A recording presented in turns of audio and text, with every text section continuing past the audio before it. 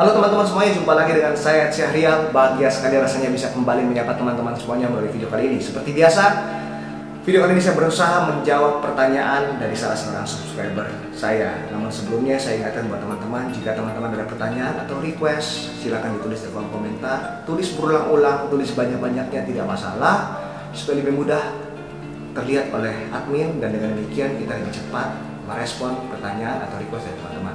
Oke? Untuk video kali ini pertanyaannya adalah dari Bapak Jimmy Jos. Kalau saya amati teman-teman saya dan kenalan saya masing-masing berhasil dan sukses di dunia masing-masing, apa saya harus coba atau masuk ke dunia yang sama dengan mereka agar bisa berhasil?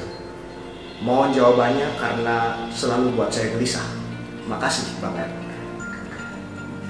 Well, oke, kita hidup di masa atau di zaman dimana kita bisa melihat apa saja yang orang lain lakukan, apa yang mereka alami, apa yang mereka capai, baik itu orang yang kita kenal maupun orang yang tidak kita kenali, sejauh atau selama mereka mau menunjukkannya pada kita, terutama melalui sosial media.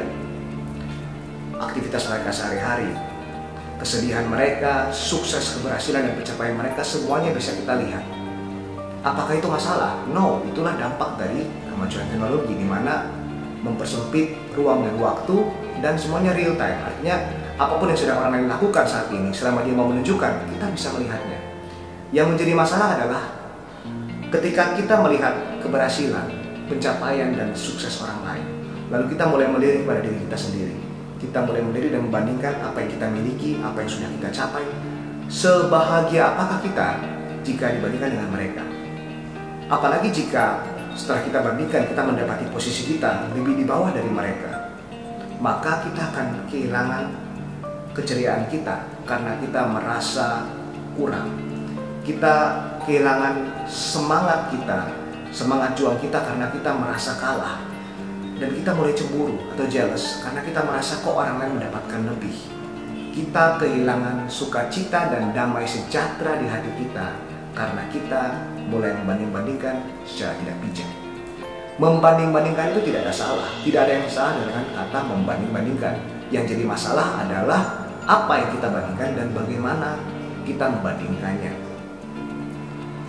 Membanding-bandingkan diri kita dengan apa yang orang lain miliki adalah salah satu cara yang paling umum yang dilakukan orang untuk menyiksa batin mereka dan untuk mencuri kebahagiaan mereka. Membanding-bandingkan diri kita dengan apa yang orang miliki adalah salah satu bentuk hal yang tidak bijak yang seharusnya kita hindari. Kenapa? Yang pertama, beda waktu. Seperti ada kata-kata bijak yang mengatakan jangan membandingkan chapter 1 Anda dengan chapter 10 atau chapter 20 orang lain. It's like kita pergi ke gym, kita mulai menjalani gaya hidup sehat dan mulai nge-gym baru 1 atau 2 bulan, lalu kita bertemu dengan orang yang badannya sudah jadi, sudah kekar, sudah seksi, sudah sangat berotot, dan kita menjadi down dan minder, kok kita tidak seperti dia. Padahal kita tidak tahu bahwa dia sudah spend mungkin 5-10 tahun gaya hidup sehat dan gaya hidup fitness untuk mencapai posisi tubuh seperti itu.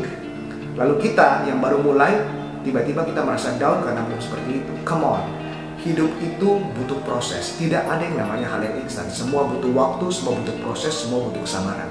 But kan ada mereka-mereka yang tadinya biasa-biasa saja atau nobody, tiba-tiba boom, jadi superstar, tiba-tiba boom, jadi orang kaya raya, jadi famous. Apakah kita tidak lihat ke berita mereka-mereka yang tadinya berpura-pura mendadak kaya, lalu sekarang tiba-tiba jadi tersangka dan tetap berpura-pura seperti tidak ada apa-apa, berpura-pura cool padahal sedang dalam masalah. Friend, hidup itu tidak bisa diisi dengan kepura-puraan. Hidup itu diisi dengan keseriusan, dengan perjuangan, dan dalam proses yang panjang. Yang kedua adalah beda hal yang sudah dilalui.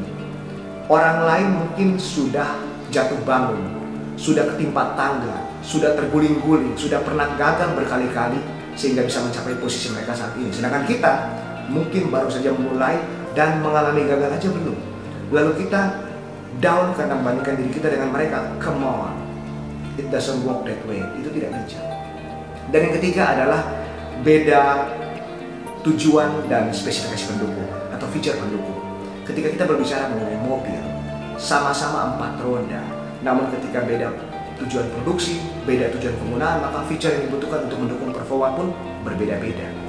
Tidak peduli seberapa kencang atau seberapa hebat akselerasi dari mobil Ferrari dan Lamborghini, Ketika kita berbicara tentang medan off-road, maka Ferrari dan Lamborghini bukan pilihan yang bijak atau tidak sesuai.